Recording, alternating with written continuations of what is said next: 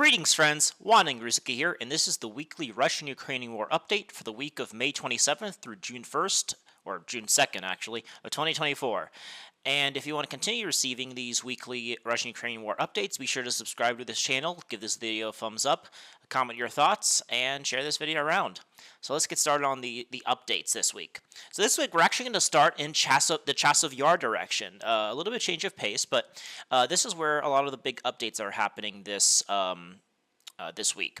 And this week, the Russians had a very major breakthrough in the northern sector. Now, we've been talking about for weeks that right now the Russian goal is to reach the Seversky Donetsk Donbass Canal. And you could see it on the map here, but let me just make it red so you guys could see it. This is the canal. And the Russians are trying to reach it. In order to reach it, they have to take what they call the canal microdistrict. This is part of Chasov Yar, but this is a very strong fortress. This is bunch of high-rise buildings. It is a very fortified area, and this will give the Russians a jump-off point in order to continue their assault operations into Chasov Yar proper. But in order to do that, though, the Russians are doing the tried-and-true tactic of basically encircling a position they want to take and then squeezing the defenders out of it. We saw the Russians were successful in the southern part. They basically reached the Seversky Donetsk Donbass Canal in the southern section for the last maybe 3 weeks now or so.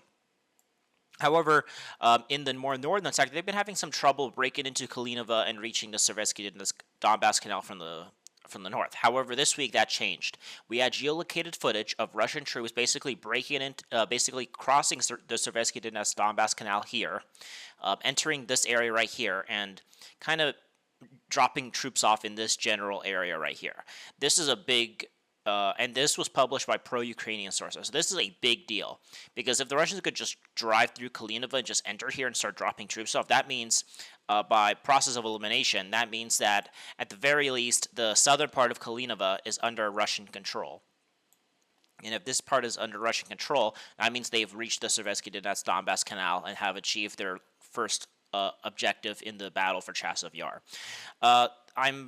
I'm hedging to guess that these plantations in the north are still under Ukrainian control, but we shall see, because here's another thing that happened this week. We saw some geolocated footage of Russian troops entering this field. They were getting droned by the Ukrainian troops, but they were getting droned here, here. So this area, like right here, kind of was getting. The Russians have entered, and unless the Ukrainians push them back, the Russians are occupying this. And if they continue keeping their positions in these tree lines, then it is and the Russians are in the south here, then I have no doubt that the Russians will be able to basically clear the northern part of Kalinova. But we have to still this is tentative. We have geolocated footage, so this is really great updates for the Russians, but we still have to get figure out, like, did the Russians just do like a Hail Mary? Because according to the Ukrainian sources, the Russians landed here and then they got wiped out and they got pushed back. But obviously we have to see what I have no doubt that maybe the Russian foothold here is very tentative because now they have to cross a canal. But I'm pretty certain that the Russian positions in Kalinova are a bit more secure than maybe Russian positions on this edge of the side of the canal.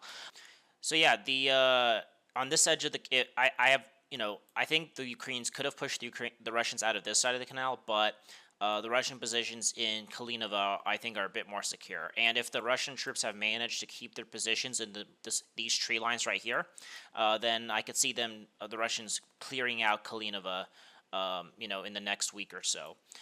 One thing that's also interesting is that the Russians also keep this area. This also allows them to start taking the hill that overlooks Bogdanovka. So the Russians have captured Bogdanovka.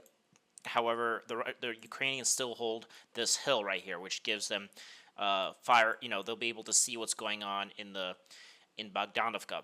But if the Russians are in this area right here, and the Russians have kept their positions in the north here, they could try to squeeze the Ukrainians out of this hill and then kind of have the front line go kind of like this a little bit. And the Ukrainians will have to fall back to the forward defenses of Grigorievka here. So yeah, this is a very big surprise for pleasant surprise for the Russians that they've if the Russians if I had to do a process of elimination, the front line probably goes something like this.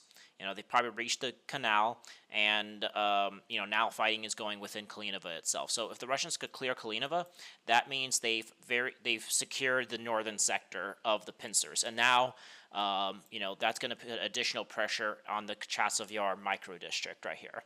Speaking of that, we have had basically some more confirmation of where the positions are in this area. The Russians are kind of in the south here, and have occupied kind of the more eastern outskirts of it. However, Russians are bombing the center very heavily, which shows that the Ukrainians still hold the center of the micro district, but the Russians are holding on to some positions on the outskirts here.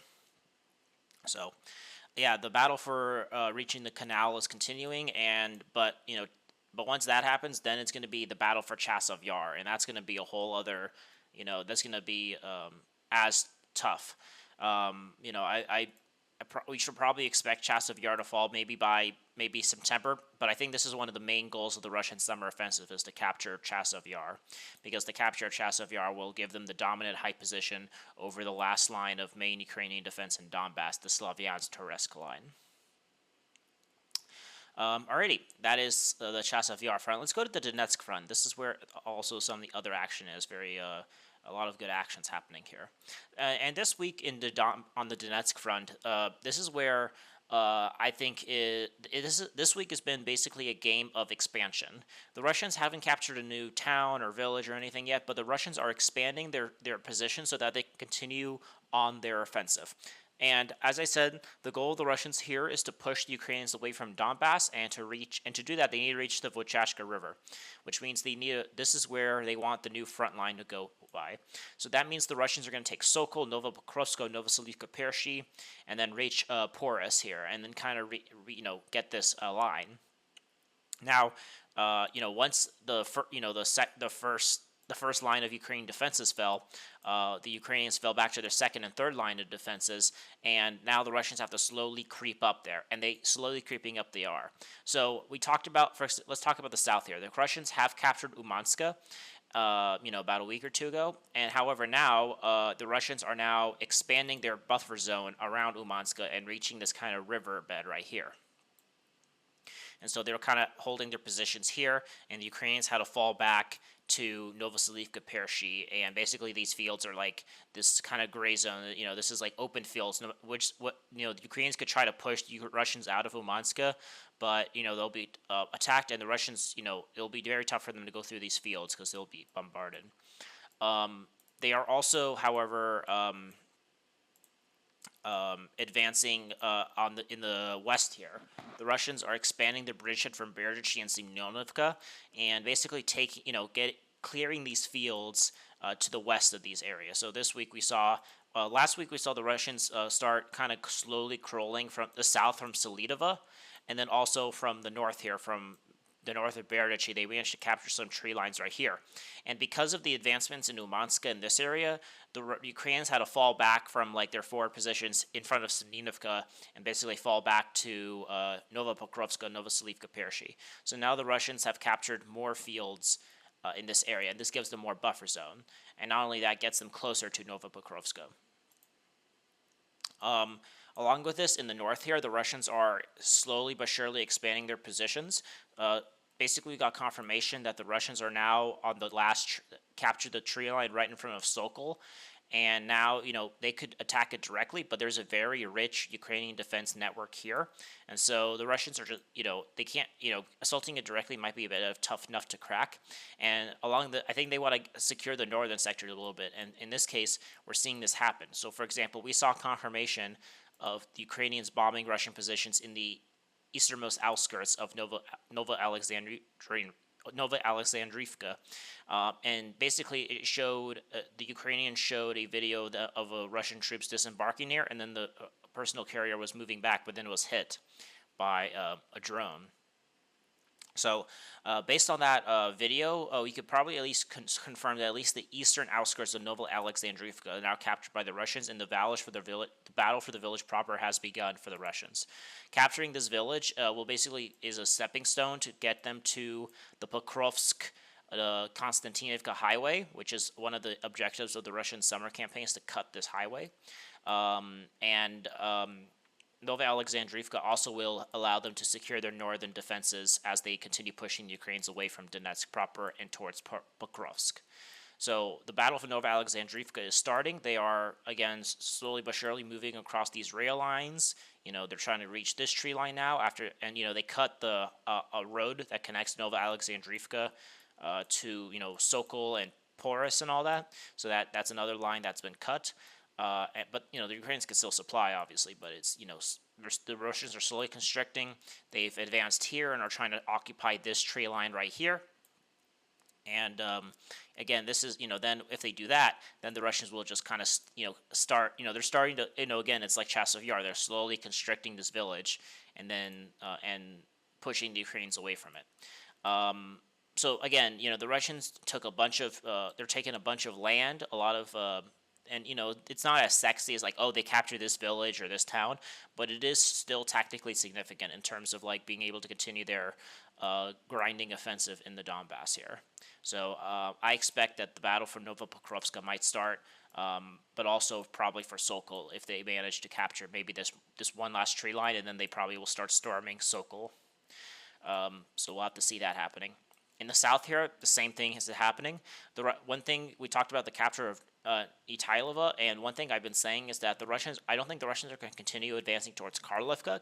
This is going to be part of the new Ukrainian defense line, and I do not think the Russians are going to storm it head on. I think they're like, okay, we push now that the front line runs along Karlovka, the artillery is probably back here in Kalinova and Mamarek here, and so the Ukrainian artillery here, cannot strike Donetsk, so it's too far away with conventional artillery. So they've done their job, but the Russians are still basically improving their positions in the Donetsk front. They have basically reached the ravine from Nitailova to with Peremyska. They reached this ravine and captured the fields in the south here. They've also been able to start continuously, from Umanska and Nitailova, start grinding towards Yasna Bronovka, which is the last little village they need to take in order to reach the Vuchashka River, and which is the objective of the Russians here. The Russians basically managed to capture. They started advancing into the dachas along this reservoir. I think the Russians are going to continue advancing along these reservoirs here and reaching this area right here. Because then this gives them a natural defense line. But then also they'll continue advancing here, try to properly reach this tree line, and then at the same time, as they, we got confirmation the Russians captured these tree lines, and once the Russians capture this area, they'll probably assault Yasna Bronovka from the east and then from the south as well. And then the goal will obviously be then we have Umanska supported, and then it'll go kind of like this, and this is where the Russians want to go to. And once they clear this area, then the Russians will have a much more better defensive posture here. But I think once the Russians do that, though, and give you a bit of a higher level here, so something like this, So this is kind of like where the Russians will kind of push towards. But then once the Russians reach this line and clear the fields in Yasna Brodovka, I think the Russians are going to stop here, and then they're going to start focusing more on the north here. Probably start clearing, go along this field right here, and along the Vuchashka River. So it's a game of field advances here, but no village has been captured, but the Russians are making good progress in solidifying their gains here and pushing the Ukrainians away, which will in the future facilitate the capture of these various villages that we've been talking about for a while. In the South Donetsk area, in this entire area, there has actually not been that much updates this week. The only thing we saw is that Krasnogorivka, the town hall, was captured by the Russians. So I don't know where the town hall is exactly. I forgot where it is, but it's it's in this area right here, and the Russians basically said, "Hey, we captured it." The Russians are slow. We also see that the Russians are now bombing these these areas right here in the rear here of Krasnogorivka, and this proves that basically now the Russians are slowly but surely solidifying themselves in the business district. And we talked about this before. Once the Russians have basically once they've solidified themselves completely here, then like in this area right here. So they have to just take a few more high-rise buildings. But once they do that, then basically Krasnogorivka is done for the Ukrainians, because everything else is just like residential areas, and that can be cleared pretty easily. But we got the government built the town hall of Krasnogorivka was captured by the Russians, which just kind of proves that the Russians are still battling and still trying to clear the business district.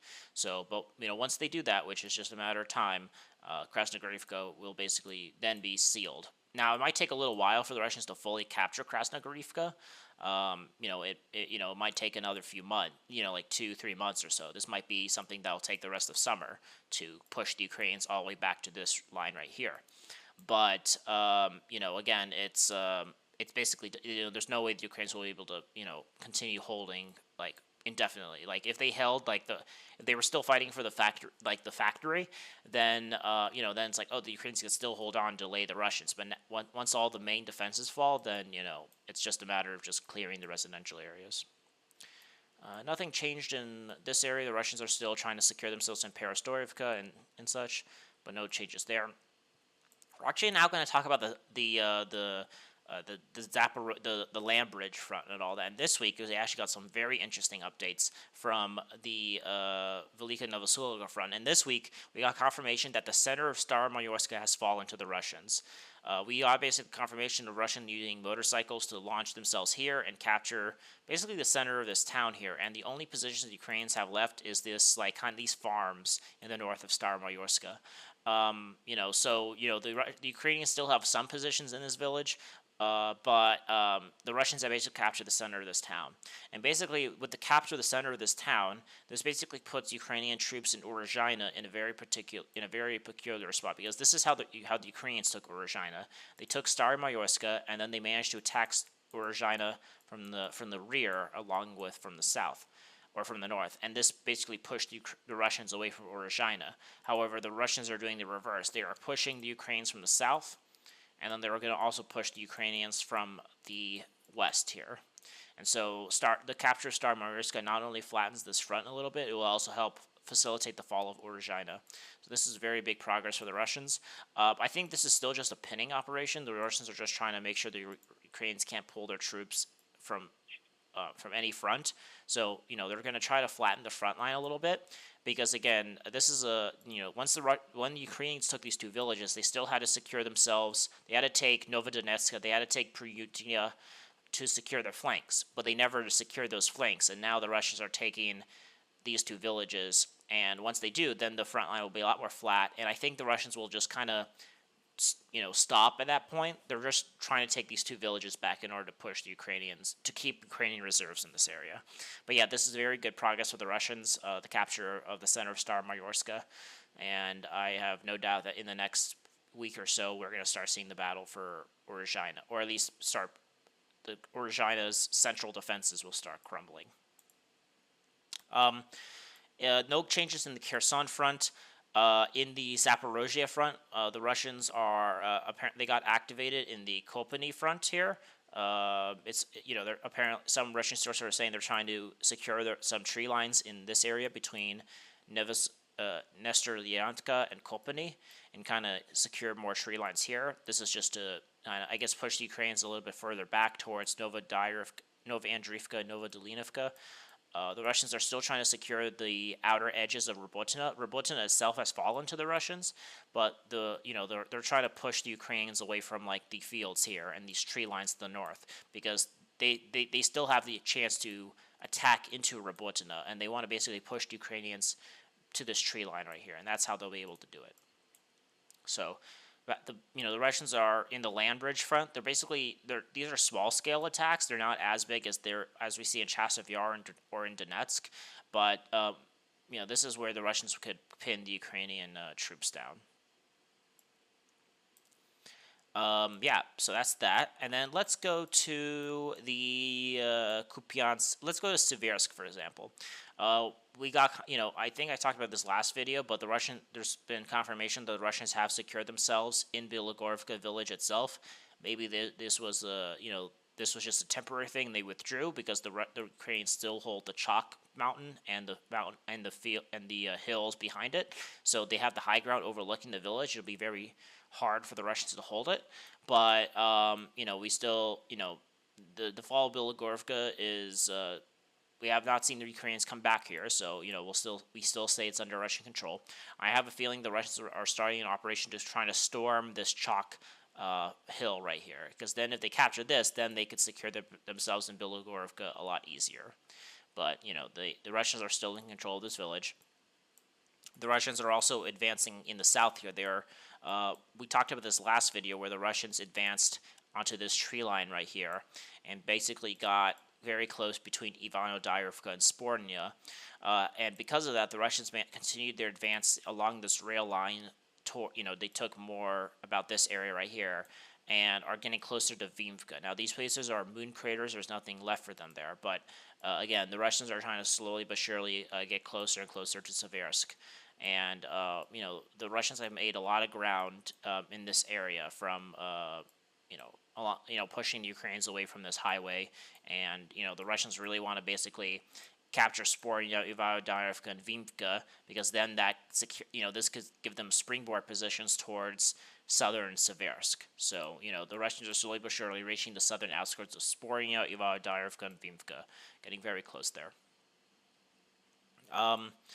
No changes in the Liman front. In the Kupiansk front, there's been some changes in this area in particular. And I talked about this last video. So the Russians are expanding the southern parts of Berestrovia. They captured this last week.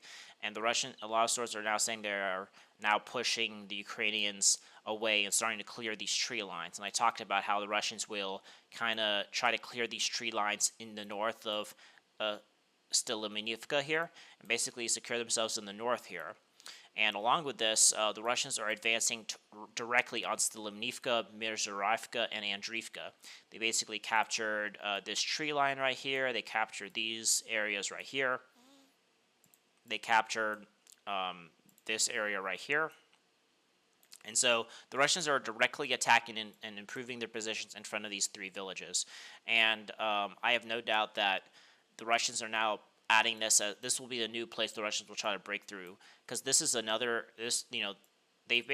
now they're slowly but surely trying to take Stepova, Novoselivka, but for the most part, this Ukrainian defense line has fallen, and there is now some cleanup actions here. And now the Russians are trying to push the Ukrainians away from this area, and slowly but surely they're trying to push the Ukrainians towards the Osko River. So the Russians are trying to reach these three villages and basically along the Zhirobets River and have the front line kind of run like this. This will be the new. This will secure Russian gains here. This will give them forward positions to start advancing towards the Osko River. But again, a lot of these areas that the Russians are clearing, like Klishchiivka, Klotorovka, and then now this area, is kind of these forward operating bases for the Ukrainian army. And basically, these forward bases prevented the Russians from attacking the Osko River defenses directly. They kind of allowed the battles to be in between Swatova and Kupiansk. But now that the Russians are taking these forward defenses, the next defenses are actually on the Osko River. And so, it's a slow game as the Russians try to reach the Osko River. So the Russians are now focusing on these three villages, and we'll see how the progress develops on that front. And lastly, we're going to talk about the Kharkov front. And the reason why I left this for last is because really nothing has happened. We talked about this last week that the Russians are now on the defensive here. Right now, the Russians are basically trying to clear the northern part of Lachansk from the Ukrainians, but the Ukrainians are still trying to hold on to the center right here. And so, the Ukrainians still have positions in the north of Lachansk, and the Russians are trying to clear them out. And because then they'll be able to secure themselves along the river. But the Ukrainians are holding on and are preventing the Russians from fully clearing the north of Lachansk. In the Lipsy front, the Ukrainians are now actually on the counterattack and managed to push the Russians away from Lipsy. So we talked about how the Russians entered Lipsy, but obviously that attack failed, and now they had to fall back to Luhansky here and Lopluka here. And so the Russians are now on these two villages and are holding the Ukrainians back. But, the Ukrainians are now slowly, now they're going to try to take this town and this village and push the Russians towards the border. So we'll see how this works out for them. But, so the Russians are, it's very light, in terms of gains here. But, now now the Ukrainians are on the counterattack here. So we'll see how the Ukrainians could push the Russians from Kharkov. So yeah, that's the end of this video. Hope you guys enjoyed this weekly update. Be sure to subscribe to my channel to continue receiving these weekly Russian-Ukrainian war updates. Give this video a thumbs up, comment your thoughts, share this video around, and I hope you guys enjoyed this update. So aim high and wander on.